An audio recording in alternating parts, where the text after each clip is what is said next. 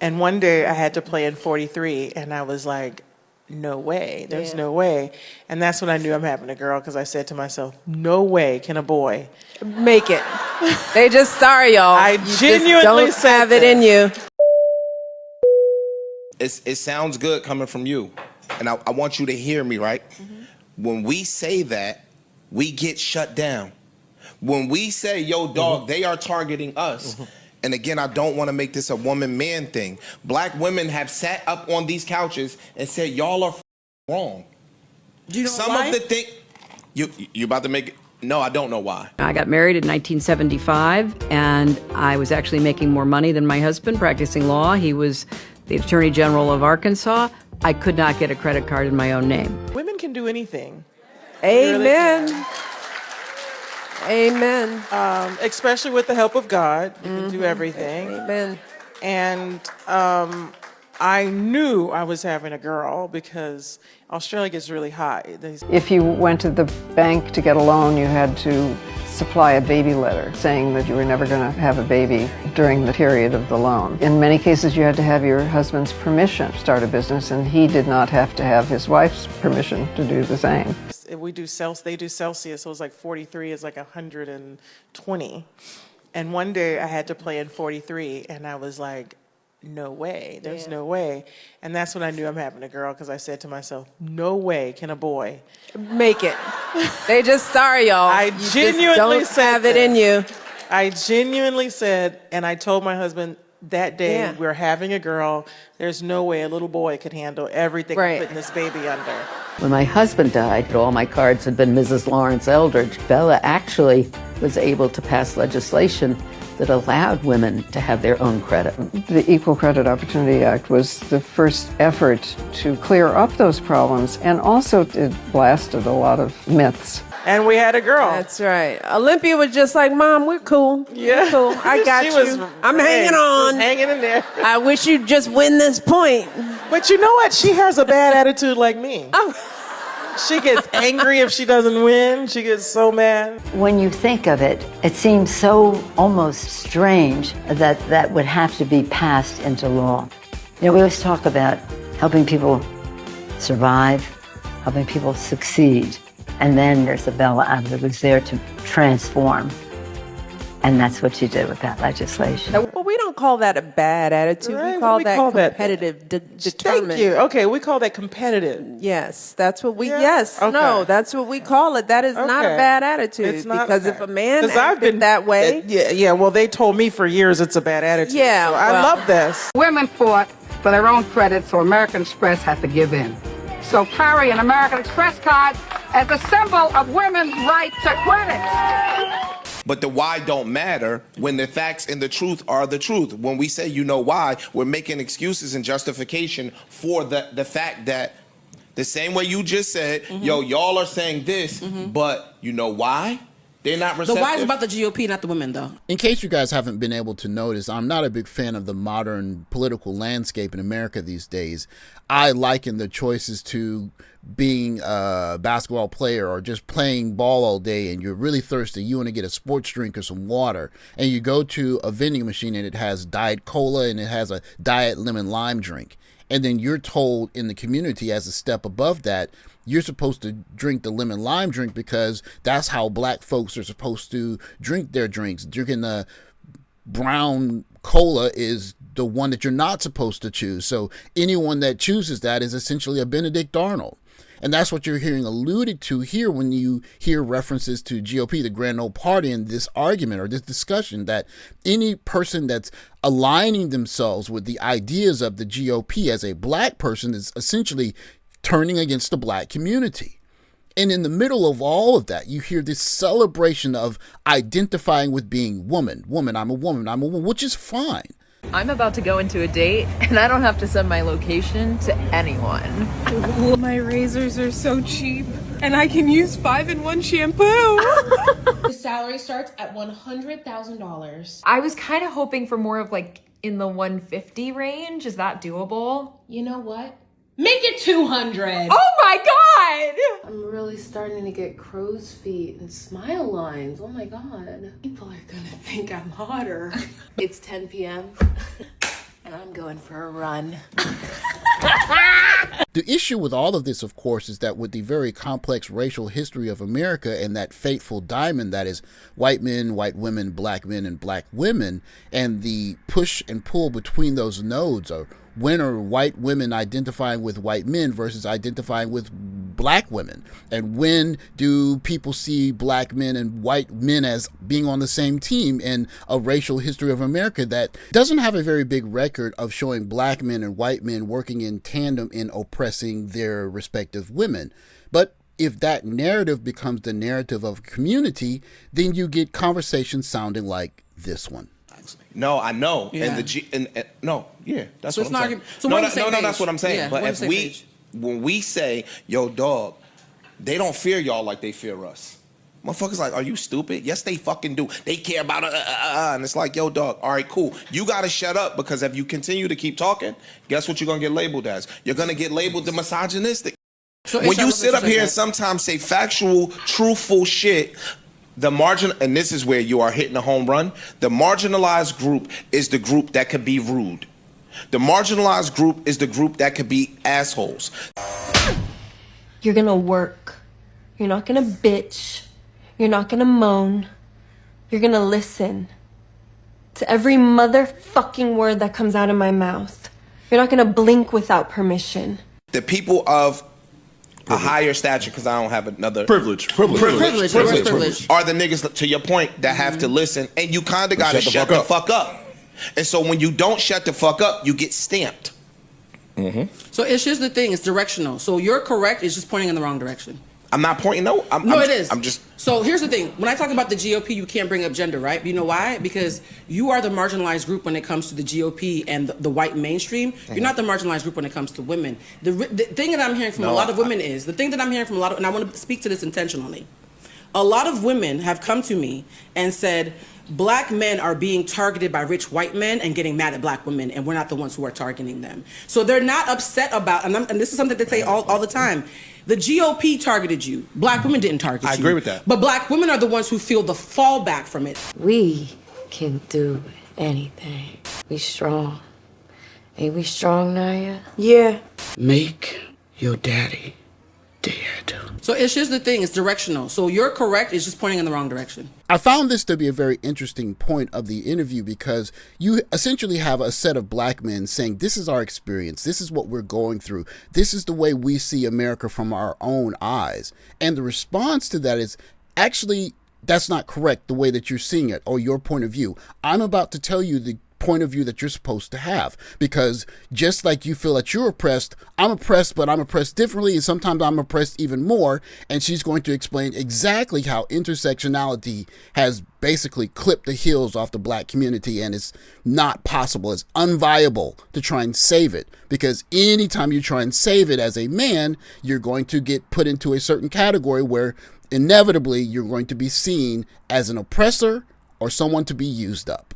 A lot of times what happens is the system will attack a black man, and the person who gets the frustration is not the white man, it's the black woman. And what we're saying is, turn your neck to the left, it wasn't us. No. And so... Because that's the only person he feels like he could beat down on his shaw. Exactly. I'm agreeing She's with like, that. lie to me. But I want to finish the sentiment. The sentiment is, if a black man is being targeted by white men, why does it feel like we're the ones that are getting the brunt of it? If you took it and pointed at the person who's doing it, we'd be right next to you. But it's hard to be next to you when you're pointing at me. And so my critique of that is, if black men said, we are being attacked by the GOP and we need our sisters to help us against the GOP, that's a very fucking different conversation than they are attacking us, we're marginalized while you're talking to the one group that's behind you. At what point in the black community do our men create real homes? So I'm asking right now black men to really step up for black women and create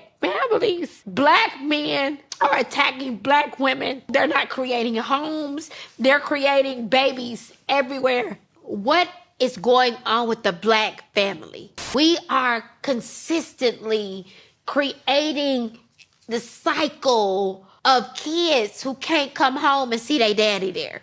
At what point is the successful black man in this world going to step in and really create structure. I see white men doing it every day. It is so unfair to black women who have been the strength and builders of so many things. And that's when I knew I'm having a girl, because I said to myself, no way can a boy make it. They just, sorry, y'all. I genuinely don't have it in you. When you listen to conversations about the black community in general, or more specifically black politics, there are a couple of unspoken rules or postulates, I guess, that pretty much are accepted as fact. The first of which is that black men have generally been screwed ups that have been conquered by other men. And if we hadn't been such screw ups, we would have elevated our women to their rightful place. And the only reason why our women, quote unquote, are being held back is because black men haven't done our job properly. The other half of that, of course, is that the only reason why the black community is what it is because black women have made it so. And it would be further along if it weren't for black men. And any man, of course, this is the third postulate, that in the black community sees the answer to any of this as identifying with any other party or ideal politically other than the Democrat Party is seen as a turncoat that is part of the oppressive patriarchal structure that black men have never really enjoyed in America, but it's assumed that black men have enjoyed in America. And so you can see that diamond at work. It just rips the seams out of the black community. When you hear black men haven't done X, Y, and Z, well, the first way to elevate your wife and your kids is to have a wife and kids. And if we're not having marriages and staying married and having kids and putting wealth together, then how are you going to do that when other groups of people are doing that? And the answer to that, of course, is that generally speaking, black men are unmarriageable and that their points of view on politics need to align with black women. Otherwise, we're not really good for much. We are being attacked by the GOP and we need our sisters to help us against the GOP. That's a very fucking different conversation than they are attacking us. We're marginalized while you're talking to the one group that's behind you. Listen to this. Do you acknowledge that? Because acknowledgement is important. Yes, but that's not what typically happens. What typically happens is I come home and tell you, yo, I'm being targeted over here. You know what the response is? You're not being targeted more than me. You're not. But that negates. No, it doesn't negate because privilege is conditional about who's in the room. When a black, I'm gonna do the hierarchy real quick. We're gonna have a quick teachable moment. We're gonna do this like Sesame Street. This is the hierarchy that I did not create. We still need your mic a little closer. Sorry, this is the, because my titties were in the, you know. This is the hierarchy that I did not create, but I had to study, unfortunately, right? The hierarchy is, if you are basing it on white supremacy is based on masculinity and whiteness, right? Sure. Two things. I talked about this ad nauseum, so if you follow my page, you've heard it, right? So whiteness and malehood together is the ultimate cheat code. White men. White men, right? Anytime you see we the people, it means white men. It means white men. All of that, and here's the thing. All of us agree that it means white men. Yeah, absolutely. And this is where my frustration with just all of it just boils over. I mean, I'm not the one to talk about white supremacy, but it's not white male supremacy. That's not what they call it. I mean, you got to have the babies come from somewhere. And so to gloss over that, and this is one of the issues with academia, is that there are so many young ladies going and studying this stuff, and they're hearing it from different teachers and reading all this literature. And at the same time, you look at the course of history, how did the white children get here? White men and white women are getting together and cooperating. And so to gloss over that fact is really kind of nonsensical, really, because, I mean, doesn't it make sense? You can't have white people without white women and white men figuring some kind of arrangement out. And the fact that that arrangement that they're figuring out in their homes is what's ripping apart black homes because we're trying to figure out our homes in this dynamic. It's impossible. We cannot do it. And that's where my frustration comes in with this politics and all of it. Is that if you're going to marry a young lady who is so invested in that relationship that's in another house on the other side of town, you're essentially trying to figure out a dynamic that you have no control over. You can't even define it because it was defined for her when she was studying college. And so it is destined to not work out. Anytime you see we the people, it means white men. It means white men. All of that, and here's the thing. All of us agree that it means white men. Yeah, absolutely. So here's where shit gets tricky. Privilege can be conditional. Second place is where the issue is. when we are doing it based on gender, suddenly black men are not at the bottom of the food chain anymore. They're actually behind the white men because they have balls. They're men. They're still men. They're just not white. And white women suddenly are slumming it with the black and Latinos and the Asians, right? When you do it based on race, the white women go back up to the top. Yeah. So white women and black men tap in and out of second place all the time. We never get to be second place. We never get to be second place. When you hear about passport bros, specifically for black men, a part of the reason why it's so appealing is because this dynamic is exhausting. In what metric are black men in America just a tad behind white men as the solid second place anything? I mean, the reason why I put the credit card commercial earlier in this video is because you have very powerful white women saying, we wanted to have our own credit lines. We wanted to get our own bank loans. And comparing that to what civil rights got black people, saying that black people want to be treated as equal citizens in this democracy. We want to be able to vote without fear of being erased. That is not comparable. But if the young ladies are essentially looking at black men and saying, the reason why I couldn't get a loan in the 70s is because I'm a woman, we could barely vote.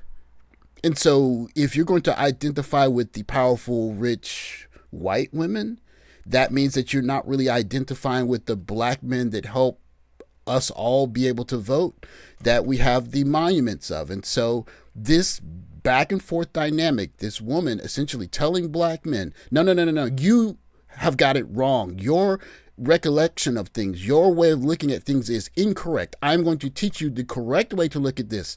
I am doubly oppressed, and you're just a step behind white men. So listen up, because this is the way it works. It's exhausting, and you just can't win, because when all's said and done, feminism defeated the black community. So white women and black men tap in and out of second place all the time.